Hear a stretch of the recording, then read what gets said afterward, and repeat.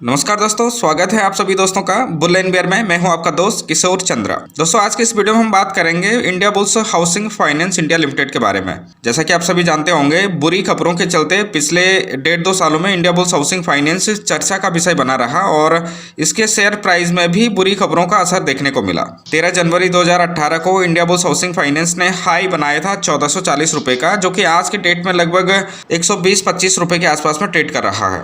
मार्च 2020 की बात करें तो यह 81 रुपए तक का भी लो बना चुका है। इंडिया बुल्स हाउसिंग फाइनेंस के ऊपर में करप्शन के चार्जेस लगे थे। यहां तक कि बीजेपी के दिग्गज नेता सुब्रमण्यम स्वामी ने इंडिया बुल्स हाउसिंग फाइनेंस के ऊपर में आरोप लगाए थे और मोदी सरकार को इस संदर्भ में पत्र भी लिखा था और उसमें कहा गया था कि India bulls housing finance limited market से पैसा उठा रही है और सेल कंपनी को डाइवर्ट कर रही है। इसमें यह भी कहा गया था कि इंडिया बुल्स हाउसिंग फाइनेंस को इन्वेस्टिगेट किया जाए और इसके अलावा भी एक और शख्स ने दिल्ली हाई कोर्ट में पब्लिक इंटरेस्ट एलिगेशन भी फाइल की थी। हालांकि इन सब मामलों में इंडिया बुल्स हाउसिंग फाइनेंस को क्लीन चिट मिल चुकी है, लेकिन इसके शेयर प्राइस को अभी क्लीन चिट मिलना बाकी है और अब इसे निफ्टी के इंडेक्स से भी बाहर कर दिया गया है।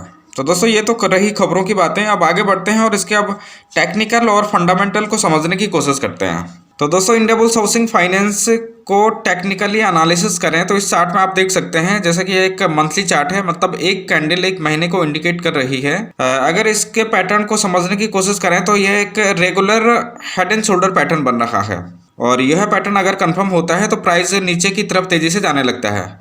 इसमें भी यही देखने को मिला है। जैसे ही इसने अपने नेक लाइन को ब्रेक किया, प्राइस तेजी से गिरने लगा और गिरने का जो सिलसिला शुरू हुआ उसने कभी थमने का नाम नहीं लिया और यहाँ तक कि 81 रुपए तक का भी लो देखने को इसमें मिला है। और अगर इसके हाई प्राइस से देखें तो लगभग 90% से भी ज़्यादा इसमें गिरावट देखने को मिली है। तो यहाँ पर जिन इन्वेस्टर को टेक्निकल के बारे में जानकारी होती है तो वो एग्जिट कर लेते हैं या फिर अपना प्रॉफिट बुक कर लेते हैं, और जिनको इसके बारे में पता नहीं होता है वो बॉटम फिशिंग या फॉलिंग नाइफ कैचिंग के चक्कर में लग जाते हैं और या तो बुरी तरह फंस जाते हैं या फिर भारी नुकसान उनको उठाना पड़ जाता है। अब इसके सपोर्ट और रेजिस्टेंस की बात करें तो दोस्तों, इसमें सपोर्ट और रेजिस्टेंस की अगर बात करें तो इसमें रेजिस्टेंस ही नजर आते हैं, सपोर्ट इसमें दिखाई नहीं देते हैं। अगर मंथली चार्ट में देखें तो 160 रुपए से लेके 180 रुपए के बीच में इसका सपोर्ट बनता नजर आ रहा था, जिसको कि ये ब्रेक कर चुका है और अब ये अनचार्टेड टेरिटरी जोन में पहुंच चुका है। कभी 10-20 रुपए पे आ जाए कुछ कह पाना मुश्किल है।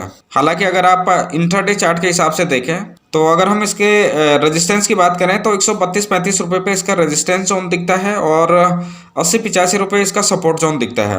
अगर इसके सपोर्ट की बात करें तो 80-85 रुपए इसका सपोर्ट जोन नजर आता है, क्योंकि हाल में ही इसने 80-81 रुपए से बाउंस बैक किया है। और अगर रेजिस्टेंस की बात करें तो पहला रेजिस्टेंस 135 रुपए पे दिखता है और अगर ये इसको पार करने में सफल होता है तो फिर दूसरा रेजिस्टेंस इसको 175 रुपए और तीसरा इसका 375 रुपए के आसपास में नजर आता है। हाल फिलहाल में इसके ऊपर निकलना इसके बस की बात नजर नहीं आती है। अब आगे बढ़ते हैं और इसके फंडामेंटल की बात करें तो एक बार सभी दोस्तों से रिक्वेस्ट करना चाहूँगा कि प्लीज़ अभी तक अगर आपने चैनल को सब्सक्राइब नहीं किया है तो प्लीज़ अभी कर दें और वीडियो अगर पसंद आए, वीडियो अगर अच्छी लगे तो लाइक करना बिल्कुल भी ना भूलें। चलिए दोस्तों, लौटते हैं फिर इंडिया बुल्स हाउसिंग फाइनेंस के फंडामेंटल के ऊपर में और सबसे पहले इसके शेयर होल्डिंग पैटर्न को देखते हैं। तो दोस्तों, जैसा कि आप देख सकते हैं, प्रमोटर के पास में सिर्फ 21.72% की होल्डिंग है, जो कि बहुत कम नजर आती है और बाकी होल्डिंग में से 77.05% होल्डिंग पब्लिक के पास में है। अगर सितंबर 2019 क्वार्टर की बात करें तो यह होल्डिंग 78.33% थी और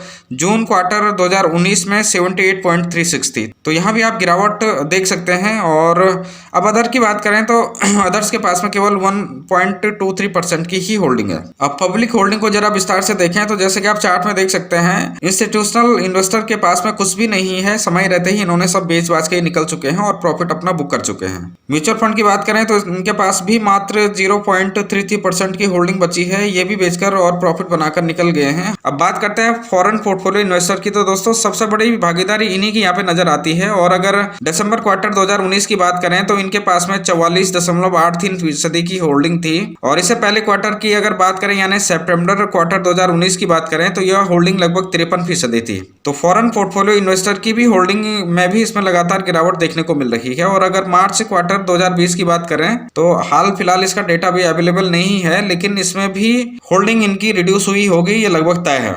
दोस्तों किसी भी कंपनी में फॉरेन पोर्टफोलियो इन्वेस्टर की ज्यादा होल्डिंग कंपनी के फंडामेंटल के हिसाब से देखें तो बेहतर नहीं मानी जाती है, क्योंकि ग्लोबल खबरों या कारणों का इस पे बहुत ज्यादा असर होने लगता है और प्राइस में भारी उतार चढ़ाव देखने को मिलते हैं। एफआई की एंट्री से प्राइस तेजी से चढ़ने लगते हैं और बिकवाली से या प्रॉफिट बुकिंग से प्राइस में भारी गिरावट देखने को मिलती है, जिससे कि आम निवेशक के लिए बड़ा जोखिम साबित होता है। अब आगे बढ़ते हैं और बात करते हैं इसके क्वार्टर वाइज सेल्स रिजल्ट की। तो दोस्तों सेल्स में भी इसमें लगातार गिरावट देखी जा रही है, लेकिन अभी भी कंपनी प्रॉफिट दिखा रही है, तो यही कारण है कि अभी इसके प्राइस 10-20 रुपए देखने को नहीं मिले हैं।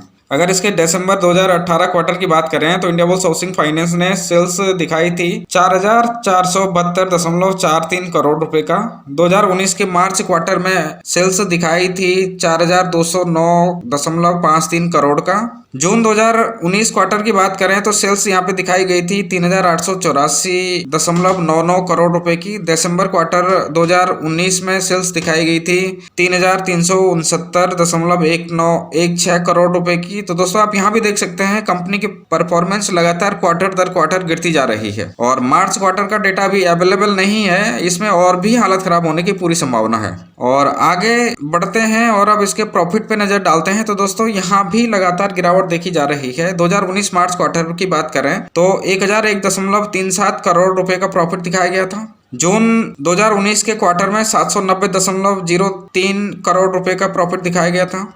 सितंबर 2019 क्वार्टर में 702.18 करोड़ रुपए का और 2019 लास्ट क्वार्टर यानी कि दिसंबर 2019 के क्वार्टर में 586.87 करोड़ रुपए का कुल प्रॉफिट दिखाया गया था। तो यहाँ भी आप देख सकते हैं क्वार्टर दर क्वार्टर गिरावट देखी जा रही है और इन्वेस्टमेंट के लिहाज से देखा जाए तो यह बिल्कुल भी अच्छी कंडीशन नहीं मानी जाएगी, यह बिल्कुल भी बेकार कंडीशन मानी जा रही है। अगर इसके और पैरामीटर की बात करें तो इसका ईपीएस यानी कि अर्निंग पर शेयर 71.77 है। पी रेशियो मतलब प्राइस अर्निंग रेशियो 1.27 है। बुक वैल्यू इसकी बात करें तो 409.75 पैसे है।